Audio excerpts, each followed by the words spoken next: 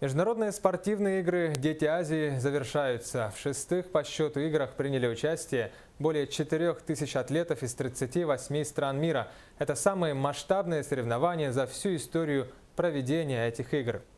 Через считанные минуты начнется официальная церемония закрытия. Трансляцию будет вести наш телеканал. Ну а сейчас на стадионе Туймада работает наш корреспондент Саргалана Захарова.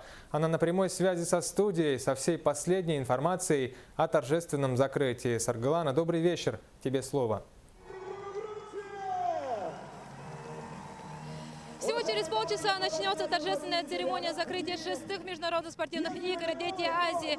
Ну а сейчас на стадионе Туймада идет такого рода прелюдия с выступлениями известных якутских артистов. Ну а трибуны уже полные, и всем не терпится увидеть церемонию закрытия.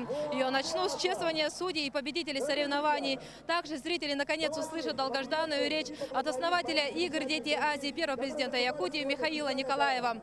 Один из ключевых моментов церемонии – спуск флага, и впервые за всю историю игр передача его Монголии, где пройдут следующие соревнования. Напомню, что с 2020 года они начнут путешествие по разным странам, а в республику они будут возвращаться на каждый четный раз.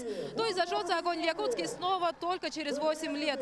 Что же касается представления, то режиссеры закрытия подготовили большое красочное шоу для зрителей. Приоткрывая завесу тайны о том, что будет происходить, можно отметить несколько интересных моментов. Вся задумка крутится вокруг темы Севера, где по традиции каждые 4 года зажигается огонь игр, и куда после того, как его погасят, унесет обратно на священные горы Киселях персонажа якутских сказок Чучуна.